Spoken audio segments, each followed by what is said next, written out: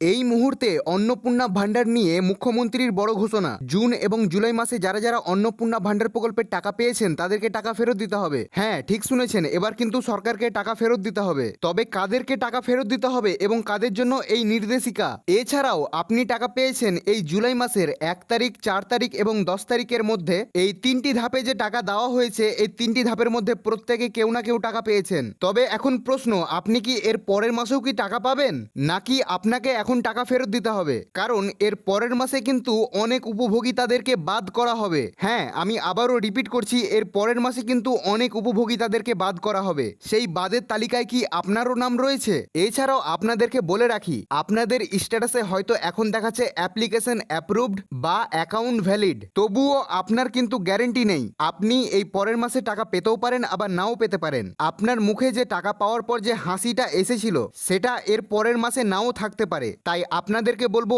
অবশ্যই ভিডিওটি সম্পূর্ণ দেখার চেষ্টা করবেন। এছাড়াও এখন বর্তমানে আপনাদের স্ট্যাটাসে কোনো রকম কোনো পরিবর্তন আসছে না। কবে পরিবর্তন হবে আপনাদের স্ট্যাটাস এবং যাদের আন্ডার ইনকোয়ারিতে রয়েছে তাদের জন্য এখন কি আপডেট রয়েছে, সেটাও কিন্তু আজকের এই ভিডিওতে জানাবো। এছাড়াও আজকের এই ভিডিওতে সমস্ত স্ট্যাটাসের ব্যাপারে আপনাদেরকে জানিয়ে দেবো কখন সেইগুলো পরিবর্তন হবে। তবে চলুন আর এক মুহূর্ত দেরি না করে ভিডিওটি শুরু করা যাক। তো ভিডিও শুরুতেই আপনাদের কাছে আমার একটি ছোট্ট রিকোয়েস্ট, আপনারা অনেকেই আমাদের ভিডিও দেখছেন এবং অনেকেই ভালোবাসা দিচ্ছেন, কিন্তু আপনারা একটা কাজ করতে ভুলে যাচ্ছেন। সেটা হচ্ছে আপনারা সাবস্ক্রাইব না করে কিন্তু আমাদের চ্যানেল থেকে চলে যাচ্ছেন এবং এর পরের যে নতুন নতুন আপডেটগুলো আসছে সেগুলো কিন্তু আপনারা পাচ্ছেন না। এমনকি আপনারা দেখতেই পাচ্ছেন 96% মহিলারা আমাদের চ্যানেলটিকে এখনও সাবস্ক্রাইব করেননি। শুধুমাত্র 5% মহিলারাই আমাদের চ্যানেলটিকে সাবস্ক্রাইব করেছে। তাই আপনাদের কাছে আমার একটি ছোট্ট রিকোয়েস্ট থাকছে, আপনারা অবশ্যই চ্যানেলটিকে সাবস্ক্রাইব করে আপনাদের এই ছোট্ট ভাইয়ের পাশে থাকবেন। এছাড়াও যদি আপনারা আমাদের এই ভিডিওটি ফেসবুক থেকে দেখে থাকেন তো পেজটিকে অবশ্যই ফলো করতে ভুলবেন না। তবে চলুন আর এক মুহূর্ত দেরি না করে আপনাদেরকে সমস্ত আপডেট দেওয়া যাক। তবে এই মুহূর্তে আপনারা স্ক্রিনে দেখতেই পাচ্ছেন, বলা হয়েছে কাদেরকে ফেরত দিতে হবে অন্নপূর্ণা যোজনা 3000 টাকা। নতুন ভেরিফিকেশনের নির্দেশিকা এবং আপনার করণীয়। অন্নপূর্ণা যোজনার আবেদনপত্রের যাচাই চলছে। সরকারিভাবে সমস্ত আবেদনপত্র পুনরায় খুঁটিয়ে দেখা হচ্ছে। উদ্দেশ্য হলো কোনো অযোগ্য ব্যক্তি যেন ভুল তথ্য দিয়ে সুবিধা না পায়। বাড়ি বাড়ি ভেরিফিকেশন, আধিকারিকরা সরাসরি বাড়িতে গিয়ে তথ্য যাচাই করছে। ডিজিটাল রেকর্ড চেকিং, আবেদনকারীর দেওয়া তথ্য সরকারি ডাটাবেসের সঙ্গে মেলানো হচ্ছে। অর্থাৎ ধরুন আপনি অনলাইনে আবেদন করেছেন, সেটাতে কিন্তু সেইখানে আপনাকে যে কোনো একটি অপশন চুজ করে নিলেই হয়ে যেত। সেইখানে কিন্তু আপনি আপনার তথ্য গোপন করতে পারতেন, কিন্তু এখন পুনরায় সমস্ত তথ্য খুঁটিয়ে দেখা হচ্ছে। অর্থাৎ আপনি যে আবেদন করেছেন অনলাইনে, সেটার সঙ্গে এবং আপনার বর্তমান পরিস্থিতির সঙ্গে কোনো কিছু মিলছে না সেটা কিন্তু এখন পরীক্ষা করে দেখা হচ্ছে। আপনাকে ফোন কলের মাধ্যমে করা হচ্ছে ভেরিফিকেশন এবং আপনার বাড়ি গিয়ে গিয়ে কিন্তু ভেরিফিকেশন করা হচ্ছে। এবং আপনাদের যে ডাটা এবং আপনারা যে ফর্ম ফিল আপ করার সময় যে ডেটাটা দিয়েছেন উনাদেরকে, সরকারকে, সেটার সঙ্গে যদি অমিল হয় তবেই কিন্তু আপনাকে রিজেক্ট করা হবে এবং আপনাকে বাতিল করে দেওয়া হবে। তবে কেন এই ভেরিফিকেশন এই কারণেই করা হচ্ছে, প্রকৃত যোগ্যদেরই এই প্রকল্পের সুবিধা দেওয়া হবে। মন্ত্রী অগ্নিমিত্রা পাল, অর্থাৎ যিনি নারী এবং শিশু কল্যাণ মন্ত্রী রয়েছেন মাননীয়া অগ্নিমিত্রা পাল, উনার মূল লক্ষ্য একটাই রয়েছে, প্রকল্পের সুবিধা যেন শুধুমাত্র সেই সব মানুষদের কাছেই যেন পৌঁছায় যাদের সত্যি এই প্রকল্পের প্রয়োজন রয়েছে। ভুয়া আবেদনকারীদের বাদ দেওয়াই এই প্রকল্পের আসল উদ্দেশ্য।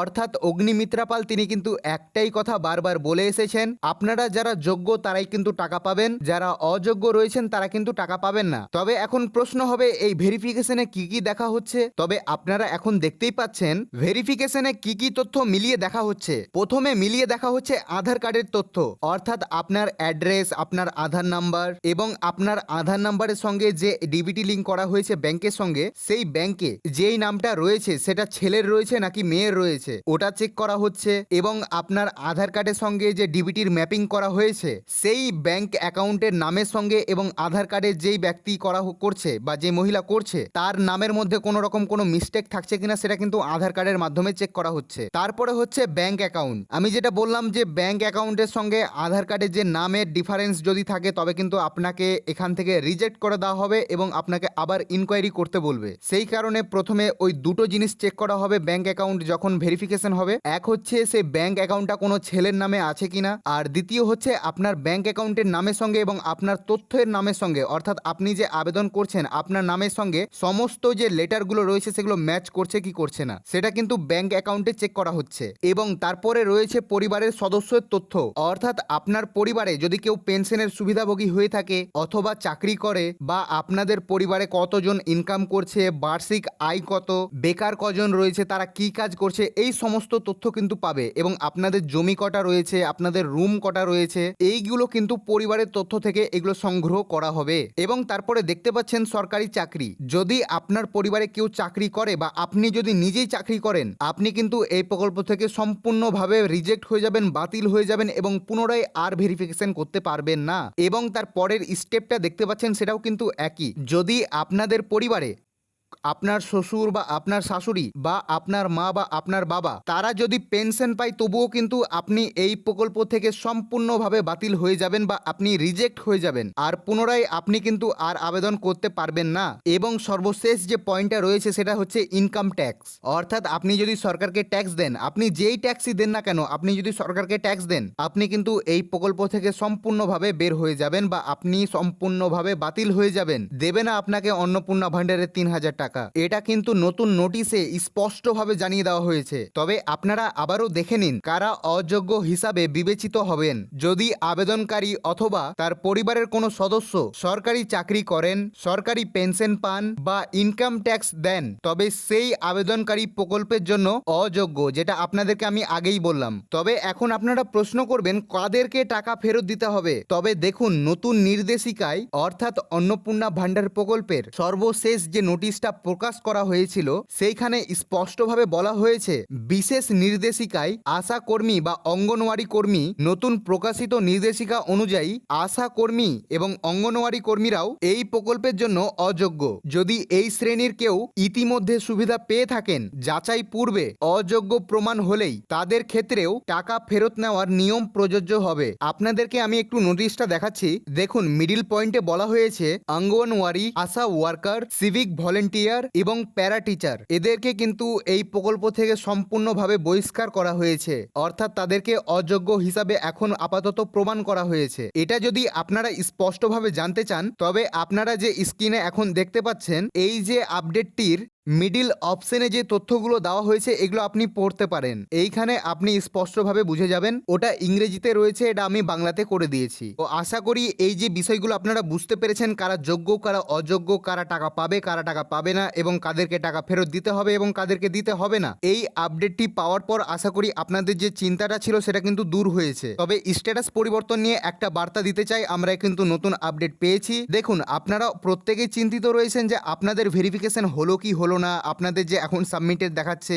অ্যাপ্লিকেশন আন্ডার প্রসেস এবং প্লাস সাবমিটেড দেখাচ্ছে, আন্ডার ইনকোয়ারি দেখাচ্ছে, রিজেক্টেড দেখাচ্ছে, অ্যাপ্লিকেশন অ্যাপ্রুভড দেখাচ্ছে, এই যে স্ট্যাটাসগুলো দেখাচ্ছে এইগুলো এখনো কেন পরিবর্তন করা হচ্ছে না? যতদিন থেকে স্ট্যাটাস দেখানো শুরু হয়েছে ততদিন থেকে দেখতে পাচ্ছি এটাই রয়েছে, কোনো পরিবর্তন নেই। সেই যে রিজেক্ট হয়েছে তারপরে আন্ডার প্রসেস রয়েছে, তো আন্ডার প্রসেসই থেকে গিয়েছে। আমি কি তবে 8 টাকা পাবো না, বা আমার কি সেটা বাতিল হয়ে গেল? আমি কি যোগ্য নই? এই যে আপনাদের মনে যে আরো বিভিন্ন কোশ্চেনগুলো রয়েছে, এইগুলোর কিন্তু আপনারা কোথাও সঠিক উত্তর পাচ্ছেন না। তবে আপনাদেরকে একটাই কথা বলি, এই যে স্ট্যাটাসগুলো আপনারা দেখতে পাচ্ছেন এখন, স্ট্যাটাস আপনারা ছেড়ে দিন। স্ট্যাটাস পরিবর্তন না হলেও ভেতর ভেতর কিন্তু কাজ চলছে, অর্থাৎ খোসা কাঁচা থাকলেও ভেতর কিন্তু পেকে গিয়েছে। আশা করি বুঝতে পারছেন আমি কি বলতে চাইছি। অর্থাৎ আপনার কিন্তু ভেতর ভেতর কাজ হয়ে গিয়েছে, আপনারা অনেকেই এলিজিবল হয়ে গিয়েছেন, আপনারা অনেকে যোগ্য হয়ে গিয়েছেন, এবং এর পরের মাসে কিন্তু আপনাদের ব্যাংক অ্যাকাউন্টে ক্রেডিট হয়ে যাবে 3,000 টাকা। অনেকে পেয়ে যাবেন এবং যারা পাবেন না তাদের জন্য আমরা রয়েছি। আপনাদেরকে পরের স্টেপ কি নিতে হবে, আপনাদের করণীয় কি থাকবে, আপনাদেরকে কোথায় যেতে হবে, সমস্ত কিছু আমরা বলে দেব। সরকার যখন নতুন নতুন নির্দেশিকা দেবে সেগুলো কিন্তু আমরা আপনাদের সামনে সবার আগেই পৌঁছে দেব। তাই অবশ্যই চ্যানেলটিকে সাবস্ক্রাইব করে রাখুন, না হলে আমরা কোথাও হারিয়ে যাব এবং তারপরে আপনাদের যে সমস্যাটা হবে সে সমস্যার কিন্তু সমাধান কোথাও পাবেন না। আর স্ট্যাটাসটা কবে পরিবর্তন হবে সেটাও আপনাদেরকে বলে দিই। স্ট্যাটাস কবে পরিবর্তন হবে সেটা কিন্তু এখনো বলা অসম্ভব, কেউ বলতে পারবে না কখন স্ট্যাটাস পরিবর্তন হবে কি হবে না। কিন্তু আপনাদেরকে বলে রাখি ভেতর ভেতর কাজ চলছে এবং সেই যে স্ট্যাটাসটা যে পরিবর্তন হবে সেটা কিন্তু লোকমুখে